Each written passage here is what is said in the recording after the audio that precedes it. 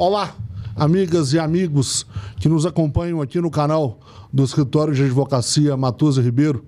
É um prazer estar com vocês em mais uma edição do nosso podcast Ratio Decidendi, a razão de decidir.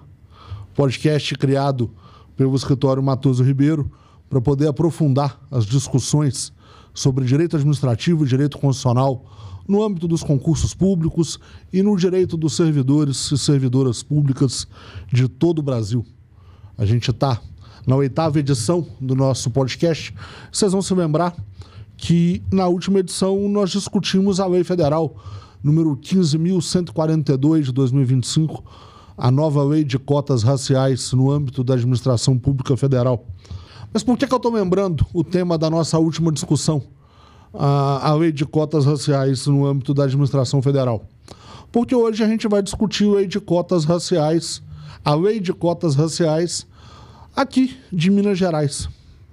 Na verdade, a ausência de uma lei estadual de cotas raciais para concursos mineiros.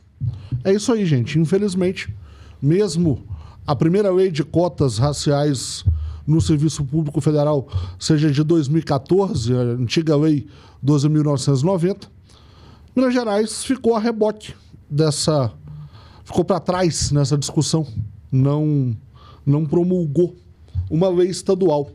Já tentou algumas vezes.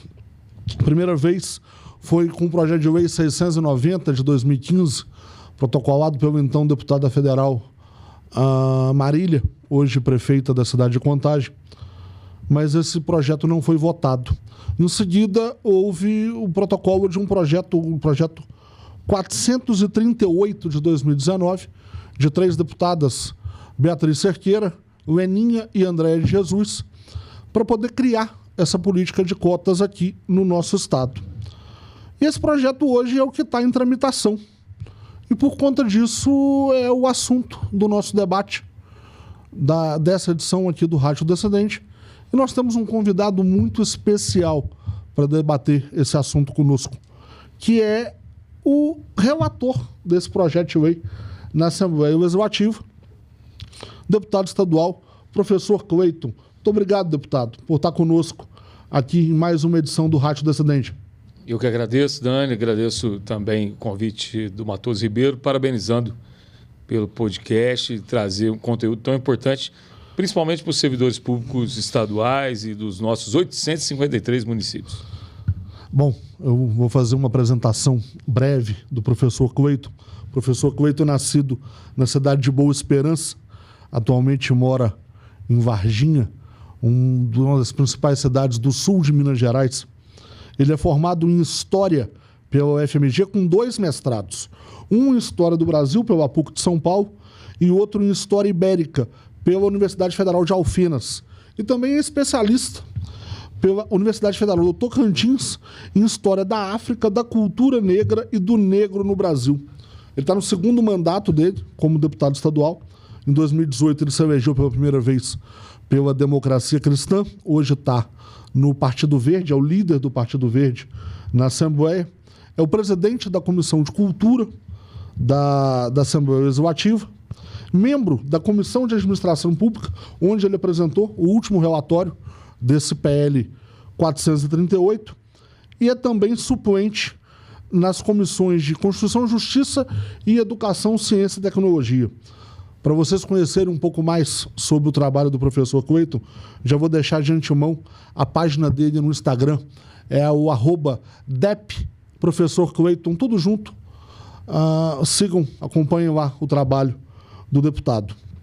Mas eu não estou sozinho para essa conversa. Eu trouxe reforços para poder me acompanhar nesse debate sobre a ausência de uma lei estadual de cotas raciais.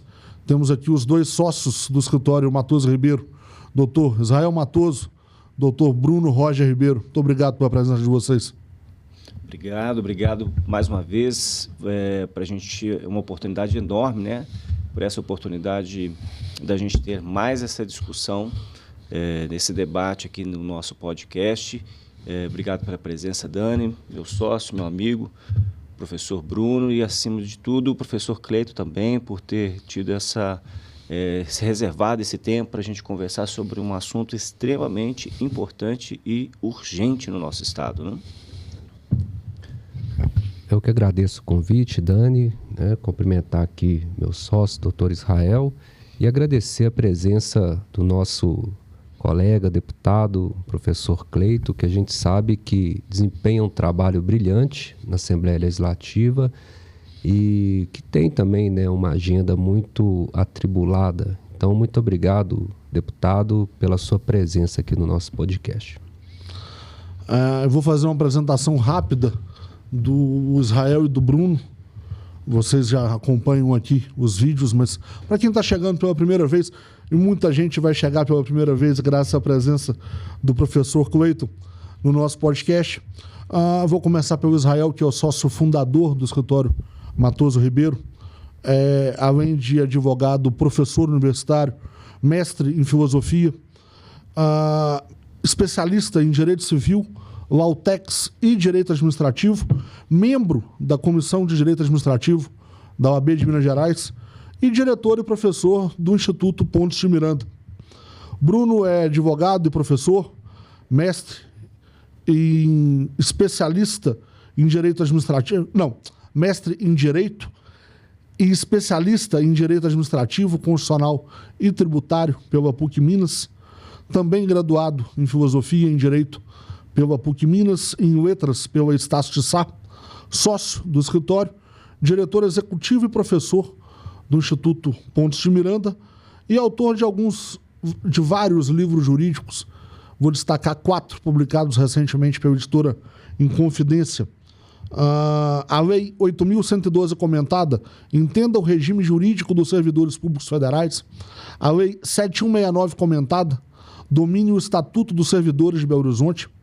Regimento interno da Câmara dos Deputados comentado, fundamentos normativos e prática parlamentar, e comentários à Lei 9784, devido processo legal na administração pública, e colunista do portal Brasil 37. Uma mesa pouco democrática. Temos aqui 2 cruzeirenses e um americano, mas um dia talvez essa mesa tenha um atleticano para poder torná-la um pouco mais democrática. Mas vamos direto. Quem são os 2 cruzeirenses? O senhor e o Israel. E o doutor Bruno? O doutor Bruno é americano. Americano? Americano de 4 costados. E você não vai revelar o seu, não, Dani? O meu time não é de Minas Gerais, então eu me abstenho, tá? Mas eu tenho uma simpatia muito grande pelo Boa de Varginha, cidade aqui do nosso... Agora é de Tuiutaba. Voltou para Tuiutaba? Mandamos embora. Mandaram embora? Tá certo. Vamos começar o nosso debate. Professor, qual que é a situação atual do PL 438 lá na Assembleia? Olha, a situação atual, ele aguarda ser pautado para votação no plenário. O que já é uma grande conquista, porque você viu aí, desde 2019 nós temos esse projeto, um projeto anterior de 2015, que não chegou nem a tramitar, haja vista que nós estamos num momento em que essas questões ligadas a cotas raciais geram debates acalorados por questões ideológicas, sem o mínimo debate acerca das perspectivas que se tem para você vencer essa desigualdade. Enquanto você estava falando, Dani, eu estava me lembrando. Recentemente eu fui na cidade administrativa e aí eu tinha acabado de relatar, de ser nomeado relator e fiz o relatório e um deputado estava comigo. E aí nós começamos a conversar sobre isso. E aí ele falou assim, não, mas esse negócio de cota... Eu falei assim, amigo, vamos dar uma andada aqui? Você me aponta quantos negros estão trabalhando aqui na cidade administrativa. E nós achamos um negro trabalhando, estava trabalhando na limpeza lá. Então, nós estamos falando de uma questão que é social e que é um compromisso que o país tem com a sua própria identidade, com a sua história, com a sua memória, com a sua trajetória.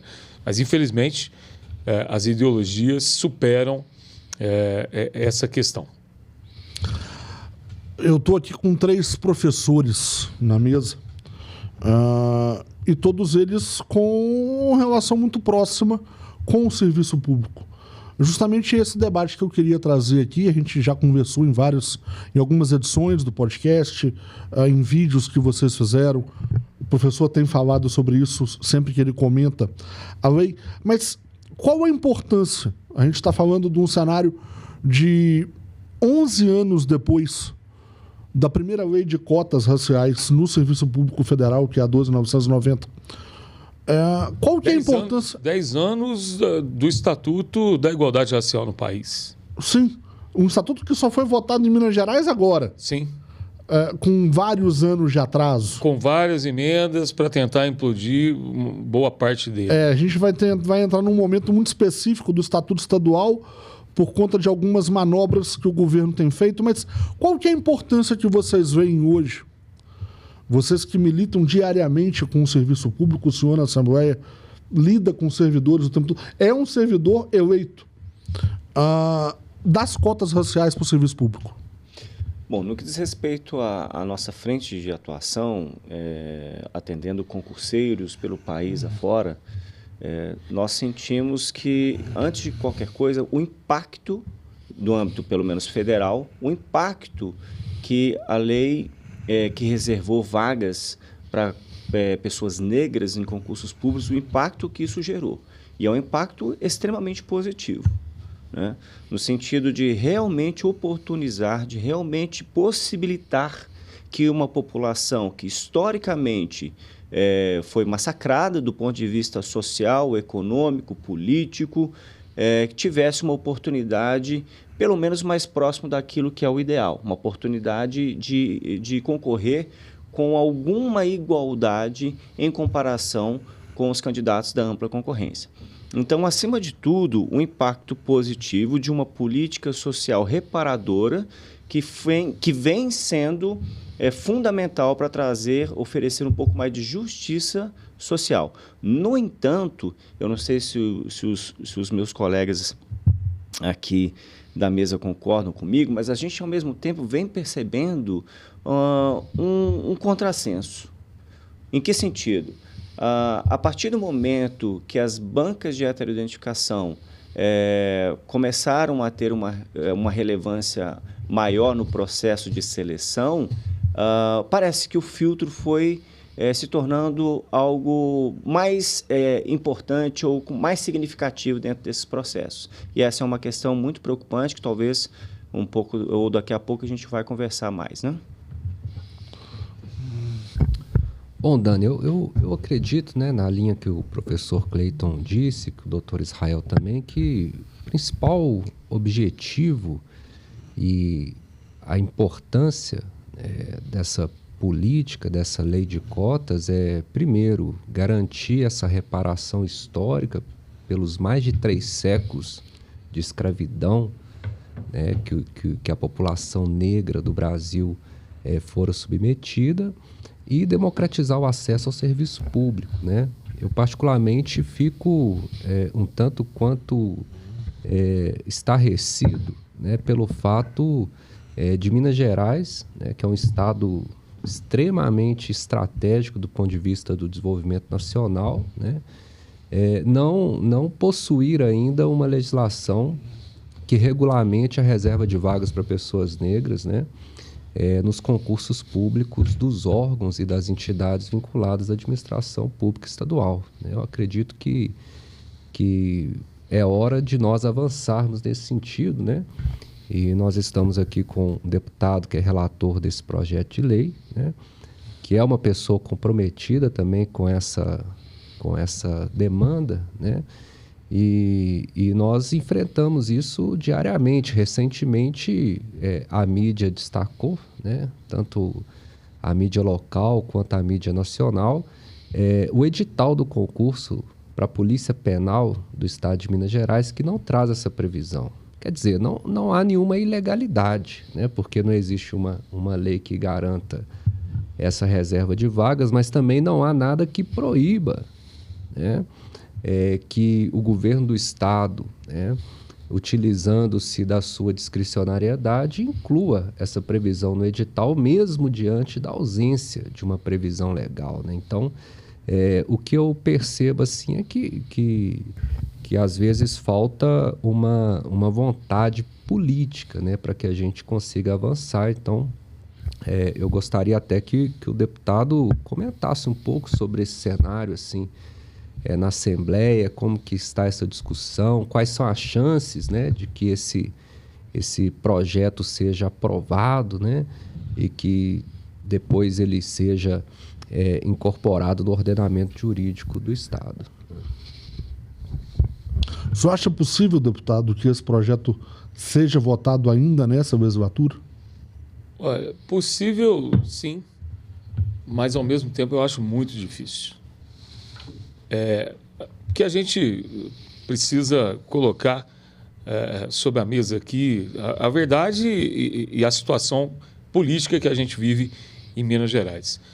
E é fácil falar disso quando nós temos aqui dois filósofos, antes de serem professores na área do direito, como anteriormente aqui o doutor Israel e o doutor Bruno relatavam que essa primeira formação, você também fez a leitura do currículo aqui. A gente tem que lembrar que nós somos governados por um governo que está diretamente ligado a um partido que claramente tem um viés higienista. Você pegar os anais de fundação do Partido Novo, a própria concepção civilizacional, a ideia de não Estado, não vou nem falar de ideia de Estado, porque o Novo não tem ideia de Estado. Eu tenho a plena convicção que as pessoas que estão lá trabalhariam como trabalharam para implodir algumas questões do Estatuto da Igualdade Racial em Minas Gerais, para que a gente não tenha esse sistema de cotas. Na verdade, para o Partido Novo, a gente não tinha nem que ter concurso público. É assustador o que eu vou comentar aqui nesse podcast, mas um dia, discutindo direito de servidor público, eu ouvi de um deputado do Partido Novo: professor, eu queria entender sua cabeça. Porque, na minha visão, é muito simples. O Estado precisa dar conta exclusivamente de segurança pública. Saúde, educação. Se a pessoa não tem acesso à educação pública, ela se vira na vida e vai correr para iniciativa privada, para uma instituição privada. E na saúde é a mesma coisa. Agora, a única coisa que não tem saída, não tem solução, é a segurança pública. Então, são essas pessoas que governam Minas Gerais. E hoje, infelizmente, essas pessoas conseguiram criar um domínio político na base do fisiologismo, que é o que o Novo sempre criticou dos outros partidos. Eu costumo dizer, Dani, doutor Israel, doutor Bruno, que, na verdade, o Novo é um museu de grandes novidades, como diria Cazuza. Então, acho que trabalharão o tempo todo para não permitir que essa lei prospere na Assembleia. Do outro lado, nós temos um bloco de oposição, as 3 deputadas que foram mencionadas e esse deputado aqui, nós fazemos parte do mesmo bloco. Vamos tentar, vamos trabalhar nos bastidores, que eu acho que se trata, do próprio nome já diz, de uma política afirmativa. É bom lembrar, e a gente precisa fazer o resgate histórico, e eu me lembrava disso na fala do doutor Bruno.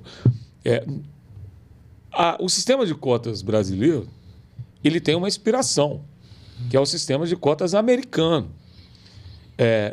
O Civil Rights, na década de 60, gerou uma série de desdobramentos para tentar resolver nos Estados Unidos o abismo da desigualdade racial e o abismo social. E entre esses desdobramentos, nós tivemos a criação de uma política de cotas. O Barack Obama jamais seria presidente dos Estados Unidos se ele não tivesse passado por um sistema de cotas, que hoje lá não existe mais. E não existe por quê? Porque o sistema de cotas nos Estados Unidos foi promovendo a inclusão e, consequentemente, aqueles que foram inclusos e puderam estudar os seus filhos em grandes universidades e puderam seguir numa carreira profissional com excelência, fizeram com que você tivesse uma diminuição da desigualdade. E no Brasil, nós estamos aqui há quanto tempo discutindo isso como se o sistema de cotas fosse um problema. E nós estamos falando, o doutor Bruno lembrou, o doutor Israel também na sua fala deixou nas entrelinhas, nós somos um país de pouco mais de 500 anos, mas em mais da metade nós estivemos sob a égide do sistema escravista que deixa as mazelas e sequelas e consequências que são perceptíveis na nossa sociedade. O doutor Bruno comentou a procura que a mídia fez ao escritório. O Israel participou de 2 programas na semana passada, né, Israel? Um na Band e outro na Rádio Itatiaia, comentando a ausência da reserva de vagas para cotas raciais no concurso para a Polícia Penal. Isso já havia acontecido no meio do ano num concurso da Secretaria de Educação.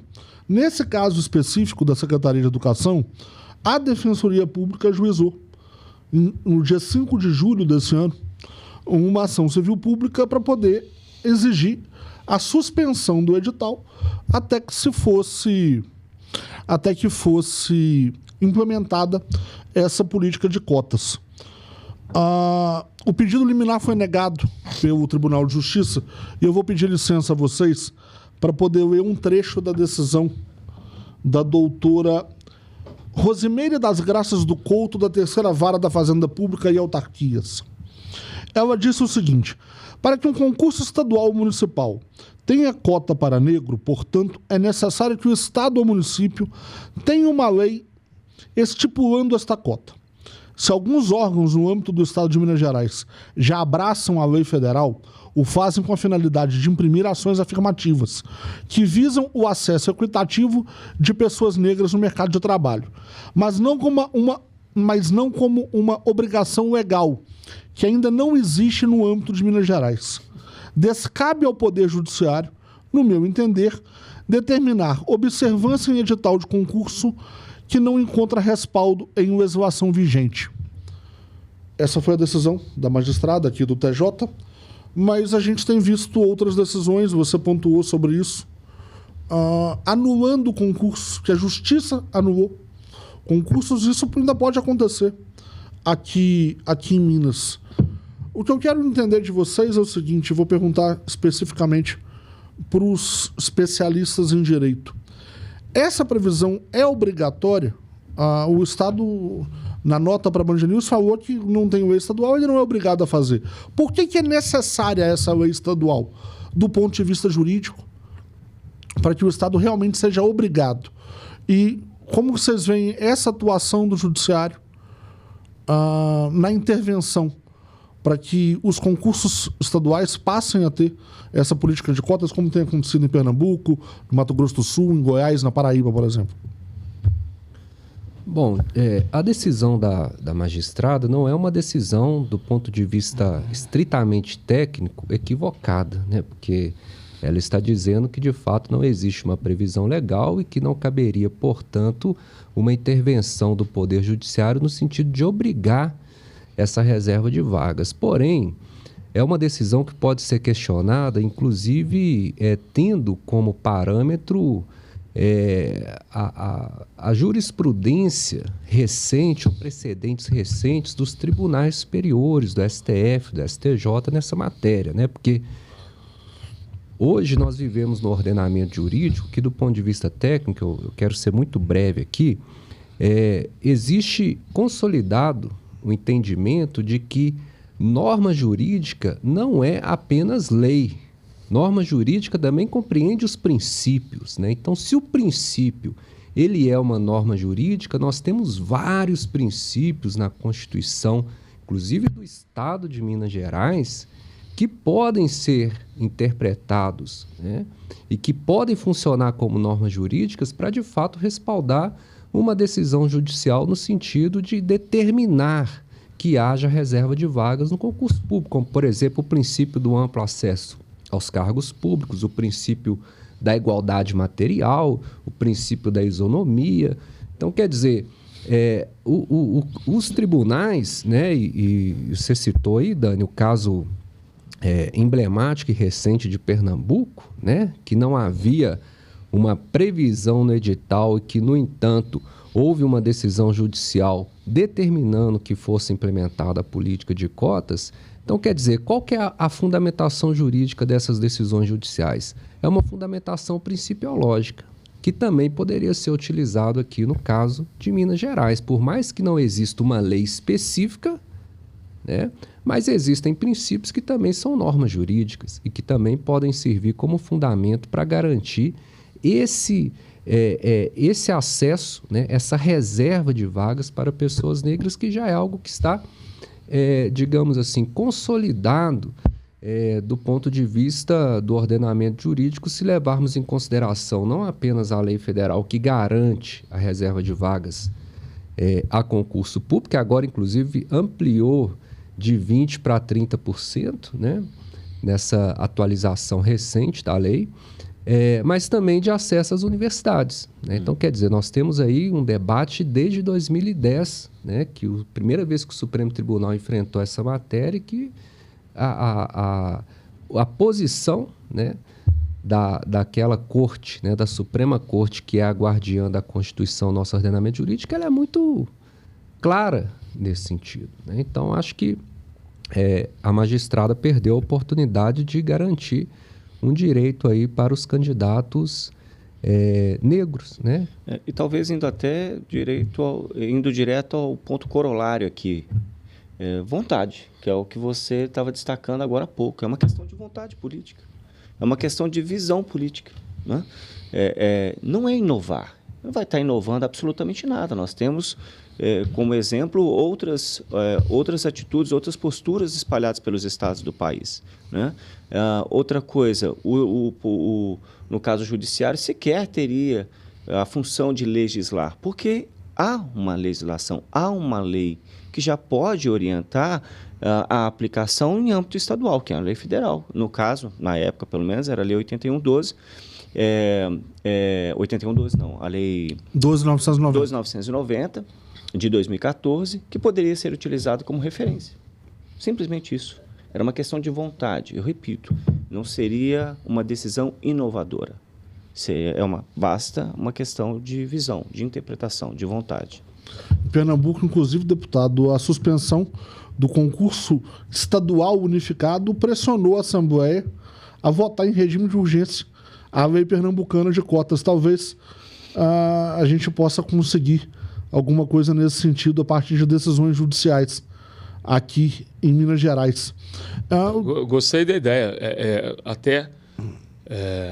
Vou comentar com o pessoal da frente, né, da frente sindical. Foi uma frente que se formou com 32 sindicatos e associações, tanto civis como militares, para lutar contra o regime de recuperação fiscal. E a frente se tornou uma referência na luta pela democratização dos direitos do servidor público. E eu já estava aqui pensando, você falou, nós vamos chamar a frente para entrar nessa batalha aqui. Vocês falaram da obediência a princípios, mas nós temos uma lei estadual votada, que vocês aprovaram esse ano, que é o Estatuto da Igualdade Racial em Minas Gerais, também aprovado com algum atraso, né? Sim. Mas que ele prevê o seguinte, eu vou também pedir licença para vocês para poder ler. O Estatuto da Igualdade é a Lei 25.150. Lá no artigo 4º, ela diz o seguinte: na implementação pelo Estado do disposto nesta lei, serão observadas as seguintes diretrizes. 2 pontos. E aí eu pulo para o inciso 8º. Instituição de ações afirmativas, compensatórias e reparatórias, visando ao enfrentamento dos racismos estrutural, institucional, interpessoal, socioambiental e religioso. Isso é uma lei estadual, está vigente, anterior a esses 2 concursos que a gente está debatendo aqui, o da Secretaria de Educação e o da Polícia Penal. Diante dessa lei, quando o Estado não promove, mesmo com a ausência de uma lei estadual específica de política de cotas, quando ele não promove a política de cotas nos seus concursos, ele não está infringindo a sua própria legislação? Ainda que indiretamente? Não pode haver uma interpretação nesse sentido? Vocês já chegaram a levar essa questão em consideração nesses debates que estão sendo feitos? Uma lei que o próprio governador sancionou? Se os doutores quiserem responder primeiro, eu tenho. Quer responder? Pode mandar. Bom, eu acho que essa lei ela funciona como uma espécie de diretriz, né? No sentido de que o Estado deve promover políticas e ações afirmativas a fim de garantir a inclusão, né, das pessoas negras, que também é uma lei, como você disse, que veio com certo atraso, né? Agora, eu tenho uma curiosidade, Dani, e se você me permite, eu gostaria de fazer uma pergunta diretamente para o nosso deputado, que é o relator. Você só não se acostuma a fazer pergunta, que esse papel é meu, tá? Depois você vai querer colocar em discussão acúmulo de função lá no escritório e... Mas é uma curiosidade que eu tenho, deputado. Se depois que houve essa ampliação do percentual da cota na lei federal, que é algo recente, acho que é de junho desse ano, salvo engano, se houve ou há alguma discussão, sabe, no sentido de também já aprovar essa legislação no estado de Minas Gerais com um percentual acima de 20%, né? E de também incluir, porque houve a inclusão, e nós sabemos que em Minas Gerais existe uma população quilombola significativa, né, e tal, se há esse debate no sentido de espelhar essas inovações que foram incorporadas agora pela essa nova lei federal. Lembrando, então, que se a lei federal prevê 30%, a lei de Belo Horizonte prevê até 40%, que é uma lei, inclusive, anterior, é de 2024, e a primeira versão da lei municipal da capital é de 2016. Então é um debate que em algumas cidades daqui de Minas já está sendo feito há algum tempo e a Assembleia ainda não conseguiu resolver. Na verdade, a gente lida com o processo legislativo que está intrinsecamente ligado à questão política. Então, muitas vezes, aquela velha máxima de ceder os dedos para não perder os anéis. Mas eu já conversei internamente, já conversei até com as autoras, para que a gente tenha condições de votar em primeiro turno, aprovar em primeiro turno, ele retorna para a comissão, e na comissão a ideia era a gente fazer um substitutivo colocando os 30%. Para você se adequar à lei federal. Então, respondendo a sua pergunta, a gente trabalha no primeiro momento, né, para que a gente tenha celeridade, que a gente consiga fazer o debate em plenário. E quando eu digo fazer o debate em plenário, eu tenho certeza que irão aparecer várias emendas que vão tentar obstruir. Existe um movimento que vocês percebem em vários espaços que negam a questão do racismo estrutural, infelizmente. Mas eu quero aproveitar o espaço aqui, porque eu tenho certeza que muita gente vai assistir esse podcast, que já tem assistido, mas para a gente fazer algumas reflexões até históricas.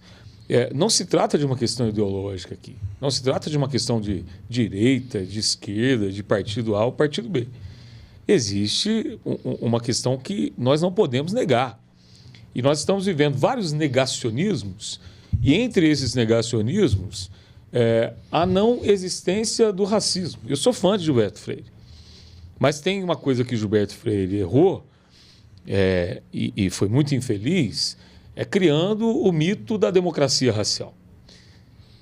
Professor Robert Lenis, que é um brasilianista e talvez o maior especialista nessa área, ele fala que de 1530 a 1850, mais ou menos, nós tivemos aproximadamente 12 milhões de africanos sendo trazidos através do tráfico de escravos para a América. Desses 12 milhões, quase 5 milhões vieram para o Brasil. São quase 6 mil viagens de negros traficados, vivendo uma verdadeira diáspora, chegando aqui e vivendo sob as condições que nós não precisamos entrar. 1871, nós tivemos a aprovação de uma lei, a Lei do Ventre Livre. 14 anos depois, a Lei dos Sexagenários, de 1885, onde as duas leis elas tinham um sentido. Pouca gente fala nisso. Elas queriam adiar o fim da escravidão. Queriam levar a escravidão até 1930.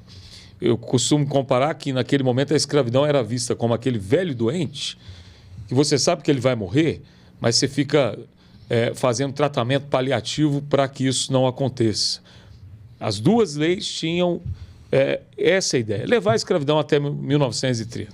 Como não conseguiram, por conta de toda a pressão internacional, vem aí o fatídico 13 de maio de 1888, quando é sancionada a Lei Áurea, e a gente sabe dos desdobramentos da Lei Áurea. Então, lutar contra isso, lutar contra uma sociedade desigual, cujo abismo racial ele é perceptível quando nós visitamos as comunidades mais carentes desse país. Esses dias eu estava num evento grande aqui, celebrando o aniversário do Parlamento Mineiro. Nós tínhamos lá deputados na mesa, desembargadores, representantes da União, e quando eu olhei aquela grande mesa, duas mulheres e nenhum negro. Nenhum negro.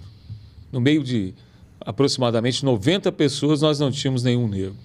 Se isso não é uma demonstração de que nós estamos atrasados na busca pela igualdade, e essas cotas, sobretudo em concursos públicos, pode diminuir esse grande abismo, por que não debatemos sem nenhum tipo de sentimento extremista ou que se coloque na frente da justiça social qualquer tipo de divisão preconceituosa, discriminatória e racista, higienista que ainda impera na nossa sociedade. Então, eu chamo as pessoas a fazer essa reflexão. Nós precisamos fazer uma reparação histórica. É fato.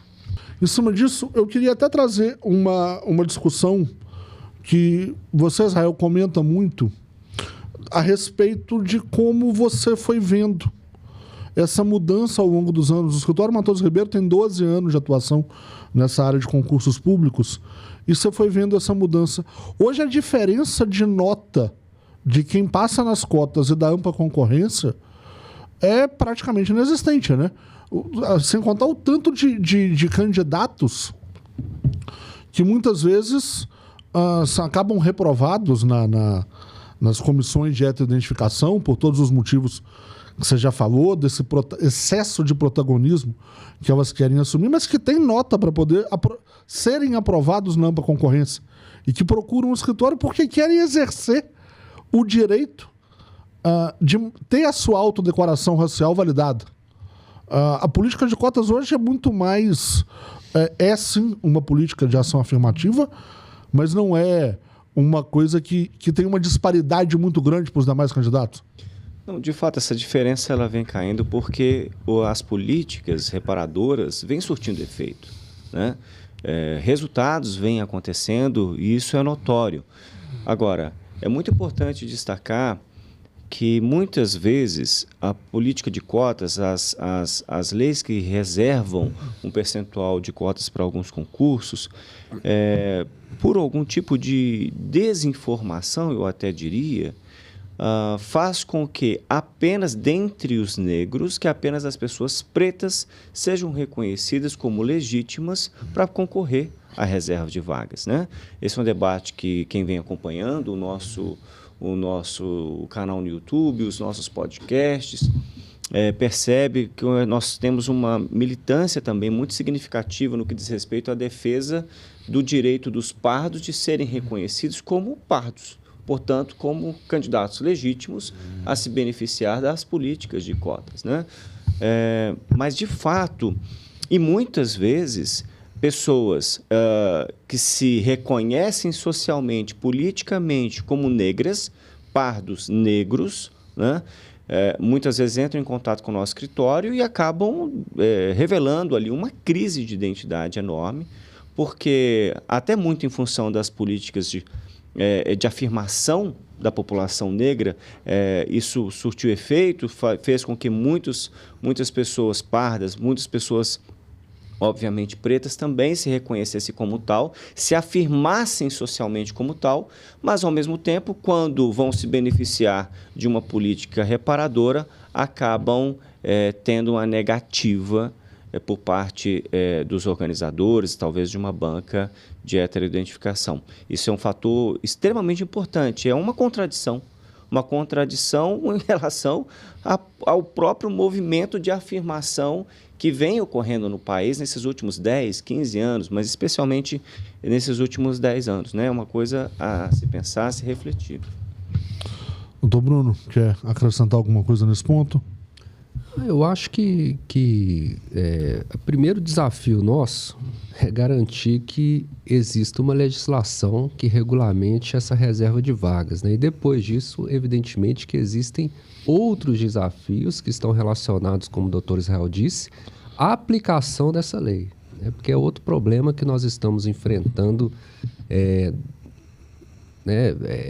frequentemente, né? Uma enxurrada de demandas judiciais contra pareceres arbitrários das bancas e comissões de heteroidentificação, mas enfim, isso é uma outra, né? Eu acho que é um outro debate que, no caso de Minas Gerais... Até um outro nível de debate. Primeiro a gente tem que ter a reserva e depois ver a aplicação dela. No caso de Minas Gerais, o nosso maior desafio é garantir que, de fato, o Estado ele incorpore essa previsão legal no seu ordenamento jurídico, né? E aí eu quero aproveitar aqui, Dani, parabenizar o nosso deputado pelo trabalho que ele está desempenhando na Assembleia e agradecer, né, pela disponibilidade, pela participação e pelo debate aqui nessa manhã com a gente, né? Antes da gente liberar o deputado, que tem uma votação urgente na Assembleia agora de manhã, deputado, vocês estão fazendo um trabalho muito pesado também na Assembleia em defesa da UENG, fora toda a relação que eu sei que o senhor tem com a UFMG, que foi onde o senhor graduou em História. Essas instituições têm apoiado nesses estudos de mostrar como está sendo o diálogo desta base que tem lutado por essa lei com essas instituições para poder provar para os colegas, para os seus pares na Assembleia, da importância de votar essa lei, não por uma questão meramente política, mas uma questão realmente de Estado. Sim, inclusive a votação que eu preciso agora instalar é em relação aos nossos prédios públicos, né? Porque está lá para vender a Emater, o prédio da Emater, o Palácio das Artes, o Estadual Central, que está pertinho da gente aqui, que é um patrimônio da educação mineira. A UENG nós conseguimos que fosse retirada tanto da federalização, que não tinha sentido nenhum, quanto da venda dos prédios, que seria a implosão da universidade. Mas eu costumo dizer, Dani, que quando a história olhar para os anos de Romeu Zema, vai se deparar com algo inédito, porque até então a gente conhecia a concepção de um Estado neoliberal, de um Estado mínimo. Agora, o não-Estado, que foi a tentativa o tempo todo que nós vivenciamos, é de implodir o Estado, de entregar, por exemplo, a Rede FEMIG, a própria UENG, a Unimontes, a Copasa agora, a CEMIG, na contramão, inclusive, do que o mundo está fazendo. Quando a gente discute privatização da Copasa, nos últimos 4 anos, 830 municípios da Europa reestatizaram o saneamento e a distribuição de água, inclusive Londres, Berlim, Paris, e aqui em Minas Gerais nós estamos indo na contramão. Então, é um momento que eu costumo dizer que nós estamos tentando reduzir danos. Infelizmente, a redução de danos o tempo todo, de um lado a gente consegue, do outro não. Mas eu sou um keynesiano convicto, não tenho dúvidas de que o Estado ele precisa se fazer presente, e o que a gente está discutindo aqui nada mais é do que isso. É o Estado que criou lá atrás um problema para essa população negra, cumprindo o seu papel, a sua função enquanto Estado, que é exatamente proporcionar, pelo menos na teoria, que todos os seus membros, que todos aqueles que dele fazem parte, que tenham o mínimo de igualdade. E aí dá um outro podcast aqui, o que os doutores, tanto o doutor Israel quanto o doutor Bruno falaram. Primeiro você aprova a lei, depois no país você luta para que a lei se materialize e que ela seja respeitada. E aí eu teria muitos exemplos aqui, né, para citar, de legislações interessantíssimas, impactantes, que foram aprovadas e que infelizmente continuam apenas no papel, principalmente no governo Zema.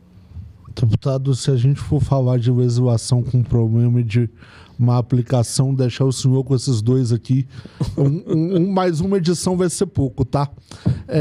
Eu quero agradecer a presença do senhor conosco nesse debate.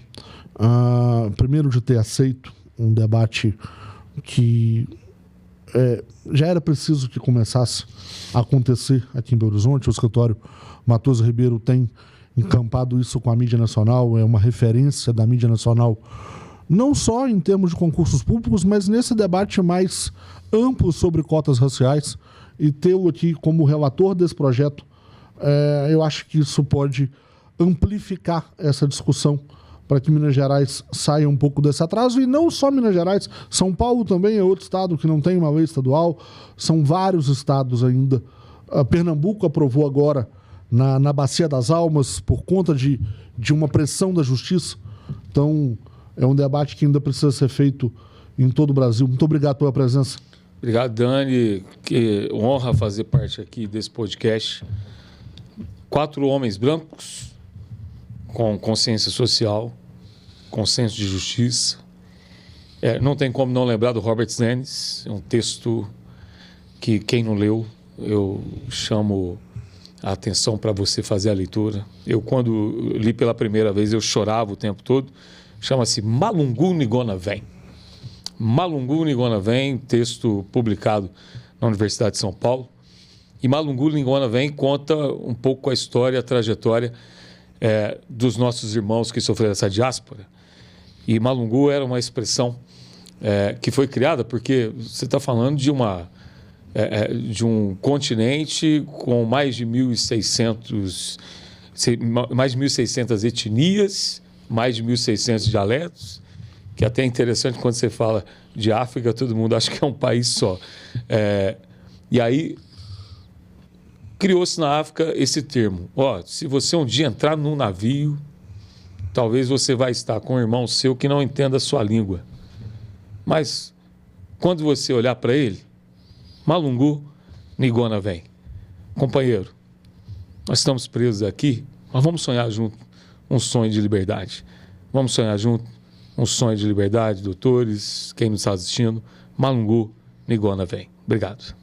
Bom, obrigado mais uma vez, professor Cleiton. Obrigado também, Israel e Bruno, por mais essa aula de direito administrativo, direito constitucional. Hoje a conversa foi um pouco mais solta, não fiquei apertando muito vocês nas questões jurídicas, mas as intervenções, como sempre, muito pontuais. Obrigado pela presença. Também aproveito para agradecer mais essa oportunidade e agradecer também a presença do professor, deputado Cleiton, e dizer sobre, destacar aqui a coragem, né, de ser resistência, de coragem de lutar contra um sistema que é dominante nesse momento histórico, mas e destacar que se não fosse essa resistência, esse debate, por exemplo, não existiria. Né? Se não fosse esse grupo de deputados interessados em fazer valer o direito das pessoas negras no estado de Minas Gerais, absolutamente nada disso seria possível. Né? Então, ainda não foi conquistado, mas, ao mesmo tempo, há esperança, porque há pessoas que estão lutando por isso dentro da nossa Assembleia. Nesse sentido, então, antes da fala do doutor Bruno, é impossível não citar Abdias Nascimento, então senador, lá no começo dos anos 80, ainda no meio, nos estertores de uma ditadura, o primeiro congressista a falar abertamente sobre cotas raciais no Brasil. Obrigado pela presença mais uma vez, doutor Bruno. Eu que agradeço, Dani, pelo convite, agradeço aqui também doutor Israel, meu sócio, amigo, deputado estadual, professor Cleito, que enriqueceu muito o debate aqui do nosso podcast, com toda a sua capacidade de análise e a sua qualificação acadêmica também, que é um parlamentar certamente diferenciado aqui da nossa Assembleia Legislativa, né? Então, façamos votos de que esse projeto de lei seja aprovado o mais rápido possível e, da nossa parte, enquanto advogados que atuam nessa área do direito administrativo, o que nos cabe é sempre participar, né, desse debate e também defender os interesses dos nossos clientes e dos candidatos que disputam vagas no serviço público através de concurso no estado de Minas Gerais. Então, muito obrigado e até a próxima. É isso aí. Essa talvez seja a grande missão do escritório Matoso Ribeiro. Vocês estão aqui com o site do escritório ao fundo da tela do nosso podcast. E a grande missão do escritório Matoso Ribeiro é essa: é defender o interesse dos candidatos e candidatas em concursos públicos, não só em Minas Gerais, mas em todo o Brasil. Um escritório com atuação em todo o território nacional. Também a defesa dos servidores e das servidoras públicas, uma referência nacional em direito administrativo, em direito constitucional, capitaneado por esses dois grandes juristas, professores, diretores do Instituto Pontes de Miranda. E é com essa mensagem de esperança de uma mudança na legislação aqui em Minas que eu me despeço de vocês que nos acompanharam até o final de mais um episódio do nosso Rátio Decedente, A Razão de Decidir. Obrigado pela presença, obrigado por fazerem nosso canal crescer cada vez mais. Compartilhe esse vídeo, mande para os seus amigos, nos seus grupos de concurso, curta. Se você ainda não é inscrito, aí você está brincando comigo, se inscreva já. Acompanhe também o escritório Matoso Ribeiro nas redes sociais, no Instagram, no @advocacia para concursos e também no nosso site, o advocaciapraconcursos.com.br. Acompanhe também, mais uma vez, vou fazer esse convite, o trabalho do professor Cleiton no Instagram dele, o @dep Professor Cleiton. Até a próxima edição. Muito obrigado. Valeu!